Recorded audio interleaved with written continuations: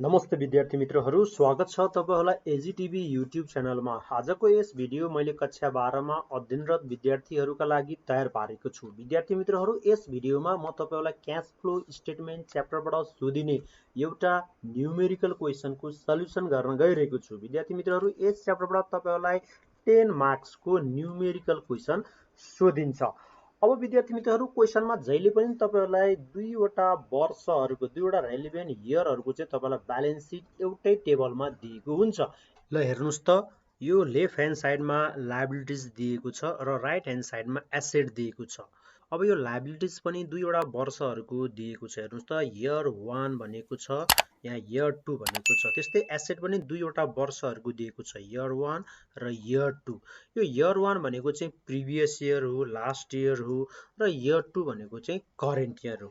भनेपछि तपाईहरुले एउटा टेबलमा चाहिँ दुईवटा वर्षहरूको दुईवटा रेलेभेन्ट इयरको चाहिँ ब्यालेन्स सिट दिन्छ र त्यो ब्यालेन्स सिटको तलतिर तपाईहरुलाई केही एडिसनल इन्फर्मेसन, करेन्ट इयरसँग सम्बन्धित केही थप इन्फर्मेसन पनि दिएको हुन्छ र यही बेसिसमा तपाईले चाहिँ क्याश फ्लो स्टेटमेन्ट तयार पार्नुपर्ने हुन्छ। विद्यार्थी मित्रहरू, क्याश फ्लो स्टेटमेन्ट बनाउने दुईवटा मेथडहरू छन्, एउटा डाइरेक्ट मेथड, अर्को इनडाइरेक्ट मेथड।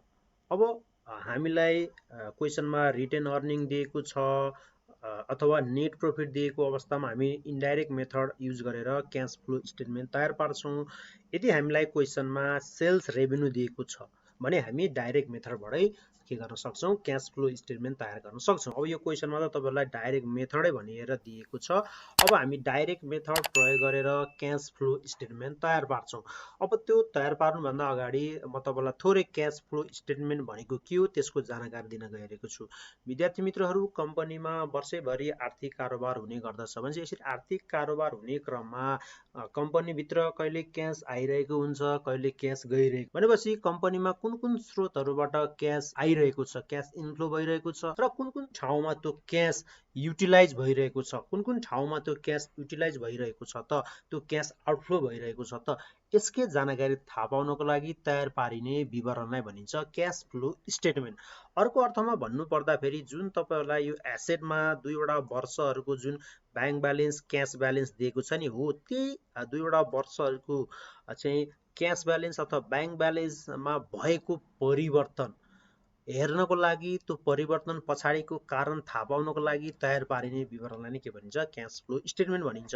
हेर्नुस् त विद्यार्थी मित्रहरू, यो एसेटमा क्याश ब्यालेन्स र ब्याङ्क ब्यालेन्स इयर 1 लास्ट इयरमा चाहिँ 1,20,000 थियो। भनेको मतलब लास्ट इयर, वर्षको अन्तिममा, लास्ट इयरको अन्तिममा चाहिँ 1,20,000 थियो र करेन्ट इयरको अन्तिममा चाहिँ क्याश ब्यालेन्स बढेर 3 लाख भएको छ। भनेपछि यहाँ हेर्नुस् त कतिले चेन्जेस भएको छ त, 1,80,000 ले इन्क्रिज भएको छ। इयर 1 मा 1,20,000 थियो, इयर 2 मा 3 लाख भएको छ। भनेपछि यहाँ 1,80,000 ले क्याश चाहिँ इन्क्रिज भएको छ। भनेपछि यो 1,80,000 बढ्नुको पछाडि के रिजन छ त, त्यही थाहा पाउनको लागि तयार पारिने विवरणलाई भनिन्छ क्याश फ्लो स्टेटमेन्ट। विद्यार्थी मित्रहरू, अब यो 1,80,000 इन्क्रिज हुनुमा कम्पनीले गरेको विभिन्न एक्टिभिटिजहरूको केही न केही योगदान हुन्छ। कम्पनीले 3 किसिमका एक्टिभिटिजहरू गर्दछ, 3 किसिमका आर्थिक क्रियाकलापहरू गर्दछ। एउटा हो अपरेटिङ एक्टिभिटिज, अर्को फाइनेन्सिङ एक्टिभिटिज र अर्को इन्भेस्टिङ एक्टिभिटिज। भनेपछि यो 1,80,000 बढेको छ नि, यसको पछाडि चाहिँ के योगदान अपरेटिङ एक्टिभिटिजको हुन्छ, के योगदान इन्भेस्टिङ एक्टिभिटिजको हुन्छ र के योगदान चाहिँ फाइनेन्सिङ एक्टिभिटिजको हुन्छ। अब यो कुन एक्टिभिटिजको योगदान कति छ त त्यही थाहा पाउनको लागि नै हामीले यो क्याश फ्लो स्टेटमेन्ट तयार पार्दछौं। अब विद्यार्थी मित्रहरू, म तपाईलाई यो क्वेशन चाहिँ सल्युसन गरेर देखाउन गइरहेको छु। मैले यहाँ सुरुमै फर्मेट बनाइसकेको छु।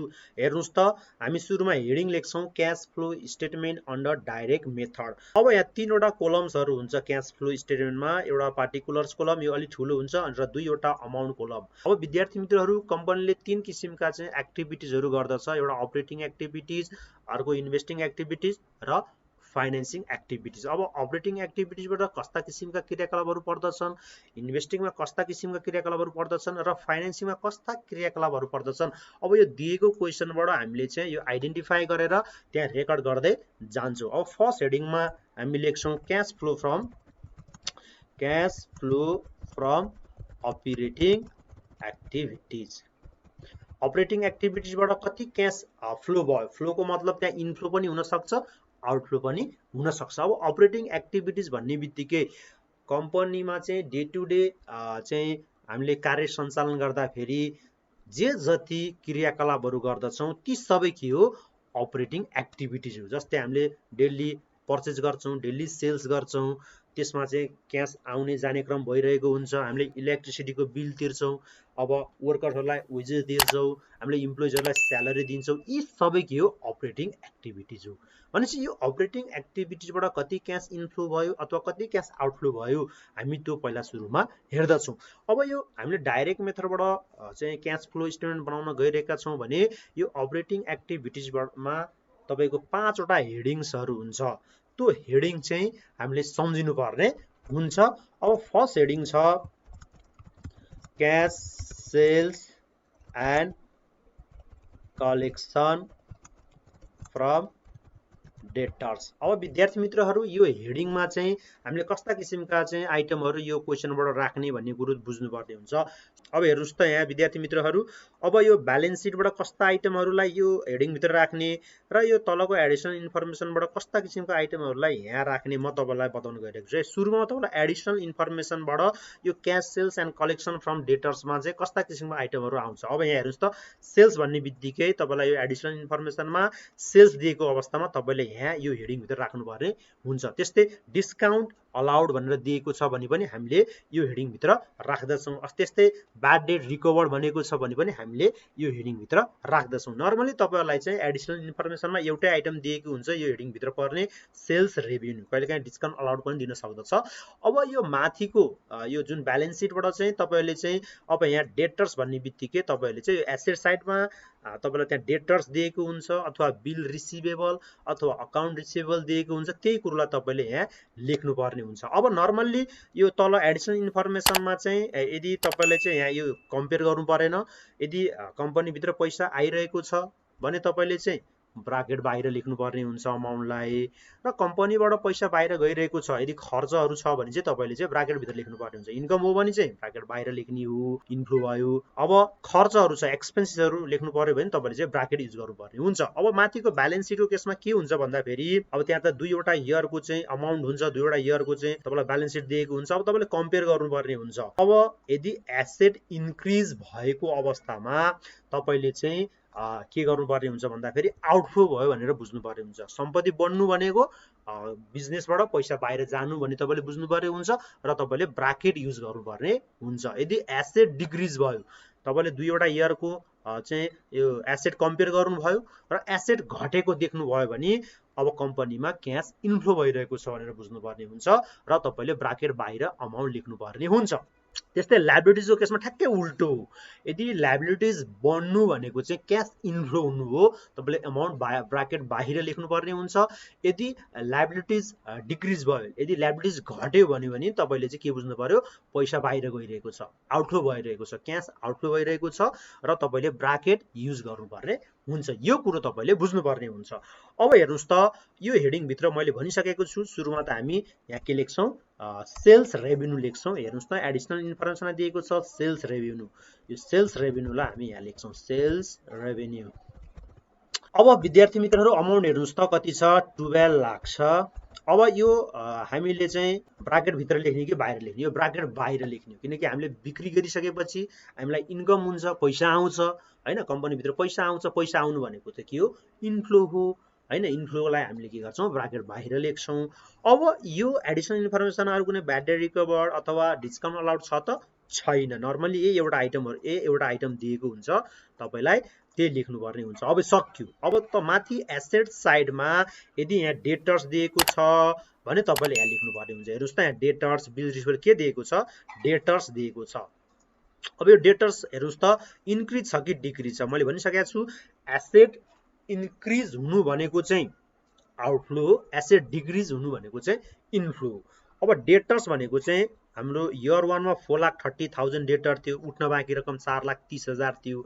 अब यो वर्ष इयर 2 मा चाहिँ करेन्ट इयर चाहिँ उठ्न बाँकी 3,20,000 छ, 3,20,000। भनेपछि बाँकी जुन डिफरेन्स छ 1,10,000 अलरेडी उठिसक्यो भनेको मतलब कम्पनीभित्र त्यो 1,10,000 आइसकेको छ भनेपछि यो इन्फ्लो हो। भनेपछि यहाँ डेटर्स के छ, डिक्रिज छ। अब तपाईँले यहाँ डिक्रिज लेख्नुपर्ने हुन्छ है, डिक्रिज इन डेटर्स। कहिलेकाहीँ तपाईँलाई सन्डी डेटर्स पनि भन्न सक्छ, डेटर्स। अब त्यो दुईटा अमाउन्ट घटाउनुहोस् र यहाँ के गर्नु पर्यो, तपाईँले इन्फ्लो भयो, ब्राकेट बाहिर लेख्नुपर्ने हुन्छ 1,10,000।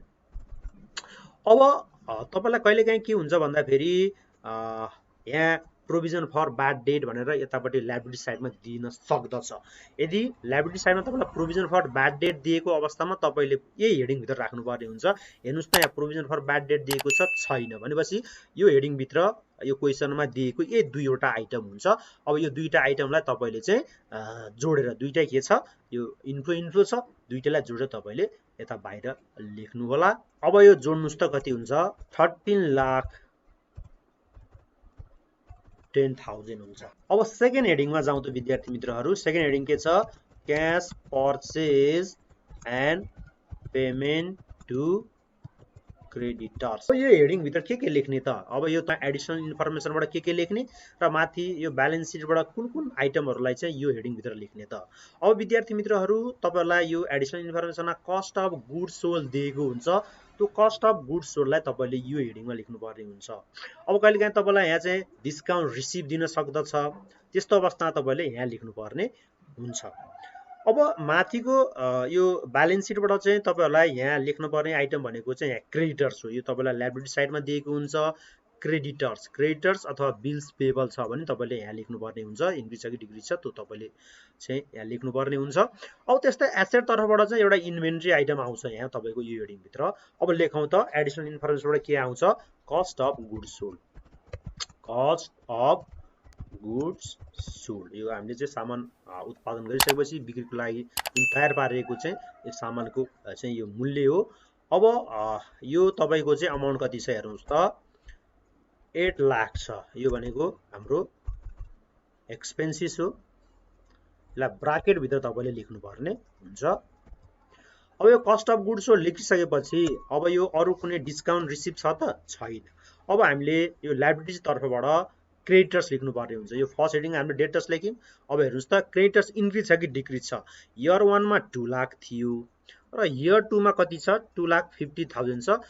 क्रेडिटर्स साउहरू बढ्यो, साउहरू बढ्नु भनेको के हो, हामीले उधारोमा पहिला उधारोमा 2 लाख रुपियाँको सामान लिएका थियौँ र अहिले झन् 50,000 बढी चाहिँ उधारोमा लिएका छौँ भनेपछि त हाम्रो क्यास त बाहिर गएको छैन। नभएपछि हामीले त्यसलाई के गर्नुपर्ने हुन्छ, इन्फ्लो भनेर चाहिँ रेकर्ड गर्नुपर्ने हुन्छ। अब लेखौँ त, इन्क्रिज इन क्रेडिटर्स। अब इन्क्रिज इन क्रेडिटर्स भने तपाईँलाई घटाएर लेख्नुहोस् 50,000। यसलाई तपाईँले केमा लेख्नुपर्ने हुन्छ, ब्राकेट बाहिर लेख्नुपर्ने हुन्छ। साउहरू बढ्नु भनेको पैसा गएको छैन, बिजनेसबाट कम्पनीबाट बाहिर पैसा गयो भने मात्रै हामीले ब्राकेट युज गर्ने हो। तर 50,000 को सामान त किन्यो तर पैसा गएको छैन भनेपछि हामी त्यसलाई इन्फ्लो नै मान्छौँ, त्यही भएर यसलाई ब्राकेट बाहिर नै लेख्दछौँ।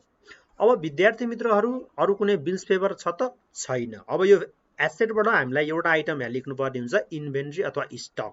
अब हेर्नुहोस् त विद्यार्थी मित्रहरू, हामीसँग पहिला इन्भेन्ट्री 1 लाखको इन्भेन्ट्री थियो र अहिले बढेर 1,50,000 भयो भनेपछि यो इन्भेन्ट्री बढ्नु भनेको के हो भन्दाखेरि एसेट बढ्नु भनेको के हो, आउटफ्लो। अब लेखौँ त यहाँहरु, इन्क्रिज इन इन्भेन्ट्री। अब कति छ हाम्रो चाहिँ इन्भेन्ट्री बढ्यो, कतिले बढेको छ, 50,000 ले बढेको छ। इन्भेन्ट्री बढ्नु भनेको चाहिँ पैसा आउटफ्लो हुनु हो, किनकि यो त एसेट हो, एसेट बढ्नु भनेको पैसा गयो, एसेट घट्यो भनेको पैसा आयो भन्ने बुझ्नुपर्ने हुन्छ।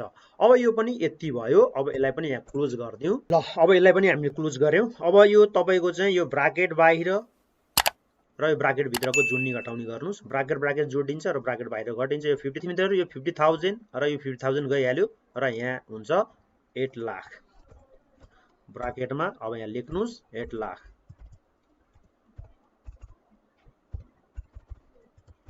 अब यति गरिसकेपछि अब थर्ड हेडिङ नम्बर सी मा थर्ड हेडिङ। अब अर्को थर्ड हेडिङ छ पेमेन्ट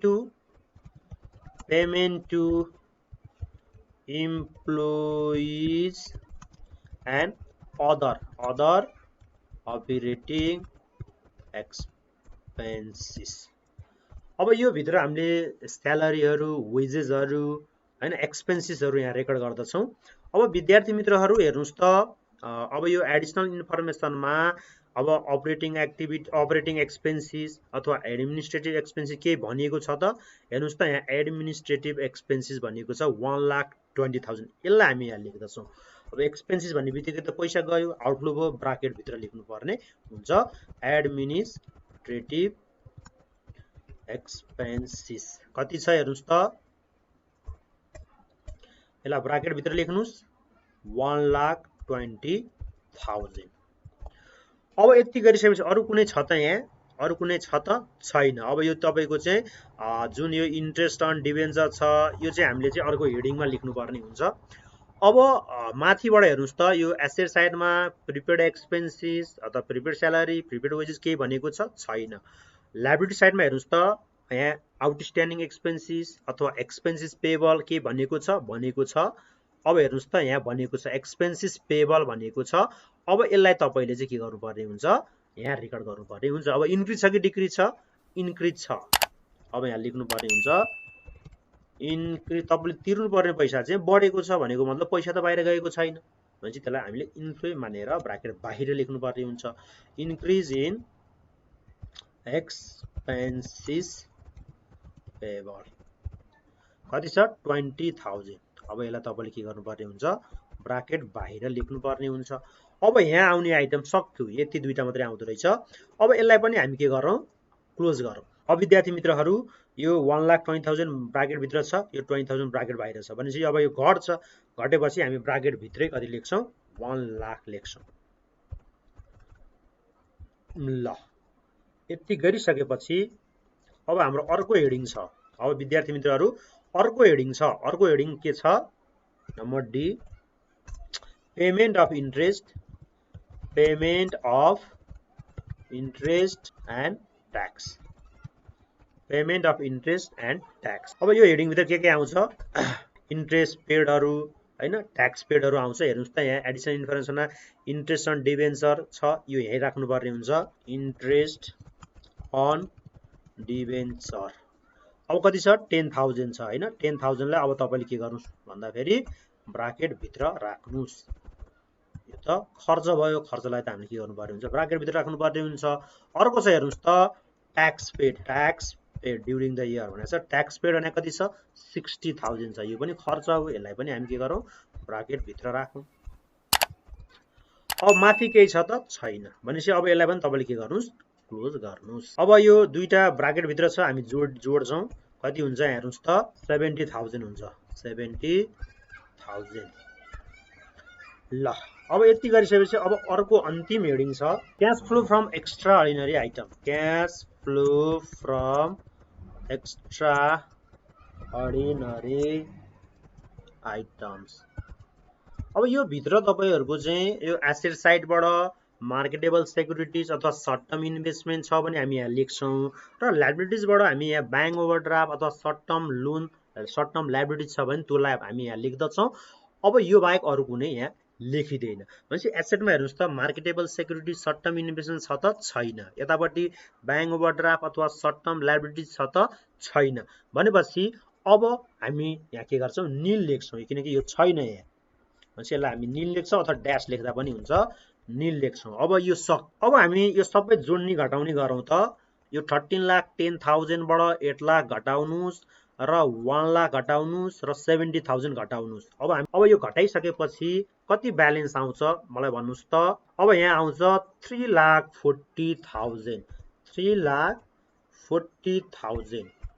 अब हेर्नुस् त यो ब्राकेट बाहिर आएको छ, ब्राकेट बाहिर आएको छ भने त्यसलाई हामी के भन्छ क्याश इनफ्लो। अब यहाँ लेख्छौँ cash inflow from operating activities. अब यति गरिसकेपछि यो सकियो। अब अर्को सेकेन्ड एक्टिभिटी छ, हामी लेखौँ cash flow from investing activities.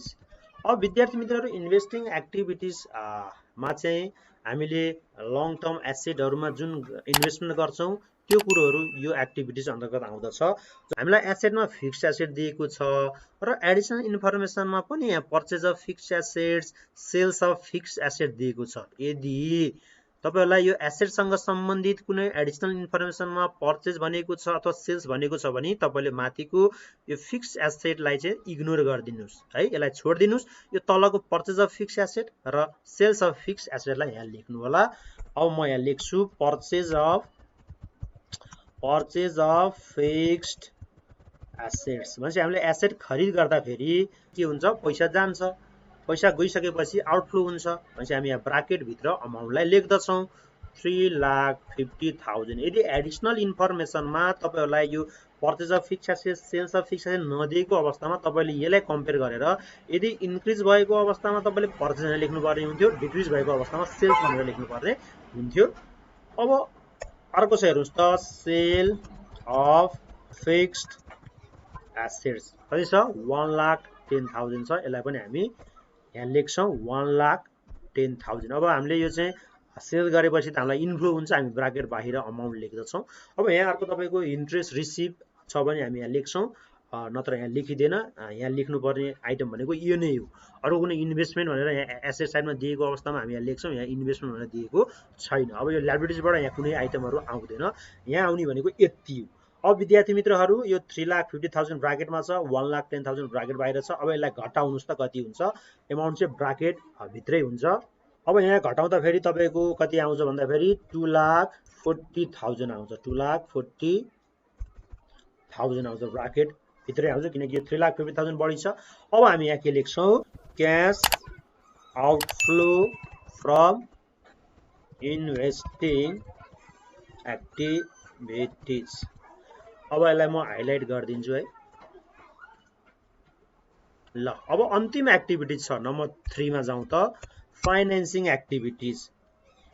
Cash flow from financing activities. अब विद्यार्थी मित्रहरू यो फाइनेन्सिङ एक्टिभिटिज अन्तर्गत शेयर क्यापिटल, डिबेन्चर, अब लोनहरू पर्दछन्। अब विद्यार्थी मित्रहरू हेर्नुस् त, पहिला सुरुमा एडिसनल इन्फर्मेसनमा के छ त, यो हेडिङ भित्र पर्ने एडिसनल इन्फर्मेसन एउटा डिभिडेन्ड डिस्ट्रिब्युटेड छ है, त्यसलाई हामी लेखौँ त यहाँ डिभिडेन्ड डिस्ट्रिब्युटेड। डिभिडेन्ड रिसिभ भन्यो भने चाहिँ हामी यो इन्भेस्टिङ एक्टिभिटिजमा लेख्दछौँ। डिभिडेन्ड डिस्ट्री कति छ, डिभिडेन्ड डिस्ट्रिब्युट 70,000। भनेपछि यो त डिभिडेन्ड बाँड्यो भने चाहिँ खर्च भइहाल्यो कम्पनीको लागि। अब हामी ब्राकेट भित्र लेख्नु पर्ने हुन्छ 70,000। अब यति गरिसकेपछि अब यो एसेटबाट त यहाँ आउँदैन। अब यो लायबिलिटिजबाट चाहिँ शेयर क्यापिटल, डिबेन्चर चाहिँ यहाँ हामी रेकर्ड गर्छौँ। हेर्नुस् त, शेयर क्यापिटल पहिला इयर 1 मा 8 लाख थियो र इयर 2 मा 10 लाखले बढ्यो। भनेपछि यो त इन्क्रिज भयो, भनेपछि क्याश इन्फ्लो भयो। कसरी इन्फ्लो भयो, यो शेयर इस्यु गरेर इन्फ्लो भयो। भनेपछि अब हामी यहाँ लेख्छौँ इस्युड अफ शेयर क्यापिटल। तपाईँले इन्क्रिज इन शेयर क्यापिटल लेख्दा पनि हुन्छ। कतिले इन्फ्लो भयो, 2 लाखले इन्फ्लो भयो। हामी ब्राकेट बाहिर लेख्छौँ इन्फ्लोलाई। अब हेर्नुस् त, डिबेन्चर पहिला कम्पनीमा 1 लाखको डिबेन्चर थियो र अहिले घटेर 50,000 भयो। यसको मतलब त 50,000 जुन डिबेन्चरको रकम छ त्यो त फिर्ता दियो, रिडेम्सन गरियो, फिर्ता दिएर घट्यो। भनेपछि अब लायबिलिटिज घट्नु भनेको के हो भन्दा फेरि पैसा आउटफ्लो हुनु हो। भनेपछि हामी यहाँ लेख्छौँ रिडेम्सन अफ 10%।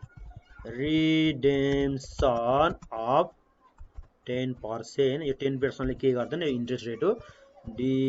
डिबेन्चर्स अब कति छ, 50,000 ले डिक्रिज भयो। भने हामीले के गर्छौँ, पैसा आउटफ्लो भयो 50,000। अब अरू कुनै छ, ब्याङ्क लोनहरू केही छैन। भनेपछि यहाँ रेकर्ड गर्ने आइटम्स पनि यति नै हो, सक्यो। अब यसलाई पनि के गरौँ भन्दाखेरि ब्राकेट भित्रको जोडौँ र ब्राकेट बाहिरको घटाइदिउँ। अब हेर्नुस् त, यहाँ अब यो 2 लाखबाट 70,000 र 50,000 घटाउनुस्, यहाँ ब्यालेन्स कति हुन्छ, 80,000 हुन्छ। अब यो 80,000 चाहिँ ब्राकेट बाहिर नै आउँछ किनकि 2 लाख धेरै छ। अब ब्राकेट बाहिर आएपछि हामी के लेख्छौँ, cash inflow from financing activities लेख्छौँ है। ल म यसलाई नै हाइलाइट गरिदिन्छु है। अब विद्यार्थी मित्रहरू यति गरिसकेपछि अब यी सबैलाई हामी के गर्छौं जोड्छौं। अब यो cash inflow from operating activities, cash outflow from investing activities र क्याश इनफ्लो फ्रम फाइनेन्सिङ एक्टिभिटिजलाई जोड्छौं। अब जोडेपछि कति हुन्छ हेर्नुस् त। अब यहाँ हामी लेख्छौं net changes in cash and cash equivalent. अब के गर्छौं 1 + 2 + 3 गर्छौं। अब ब्राकेट बाहिरको त हामी घटाउँछौं। अब यो 3,40,000 बाट 2,40,000 घटाउनुस् र 80,000 जोड्नुस् भनेपछि तपाईको यहाँ net changes in cash and cash equivalent कति हुन्छ 1,80,000 हुन्छ। भनेपछि अहिलेको जुन डिफरेन्स हामीसँग 1,20,000 क्याश ब्यालेन्स थियो र यो वर्षको अन्तिममा 3 लाख क्याश ब्यालेन्स छ भनेपछि यहाँ 1,80,000 ले जुन बढ्यो नि हेर्नुस् त। यो 1,80,000 बढ्नुको पछाडी अपरेटिङ एक्टिभिटिजको यति योगदान रहेछ, इन्भेस्टिङ एक्टिभिटिजको यति योगदान रहेछ र फाइनेन्सिङ एक्टिभिटिजको यति योगदान रहेछ भनेपछि यो जोड घटाउ गर्दाखेरि नै हाम्रो कति आयो 1,80,000 आयो। अब हामी के गर्छौं भन्दाखेरि यहाँ यो जुन तपाईलाई चाहिँ यो एसेटमा बैंक एन्ड क्याश ब्यालेन्स दिएको छ नि यो इयर 1 को लागि हामी opening bank and cash balance भनिन्छ, ओपनिङ बैंक ब्यालेन्स अथवा ओपनिङ क्याश ब्यालेन्स। यो 1,20,000 तपाईले यहाँ जोड्नु भयो भने तपाईको एन्सर चाहिँ यो इयर 2 को 3 लाख आउँछ। यदि आएन भने तपाईको चाहिँ त्यहाँ बिग्रियो भन्ने बुझ्नु पर्छ। अब यसलाई हामी के गर्छौं जोड्छौं opening bank and cash balance कति छ 1,20,000 छ, 1,20,000 छ। अब यो दुईटा हामी जोड्छौं कति हुन्छ 3 लाख हुन्छ भनेपछि अब यो 3 लाख तपाईको आइहाल्यो, यो तपाईको चाहिँ मिल्यो। अब तपाईको 10 मार्क्स यहाँबाट आउने भयो।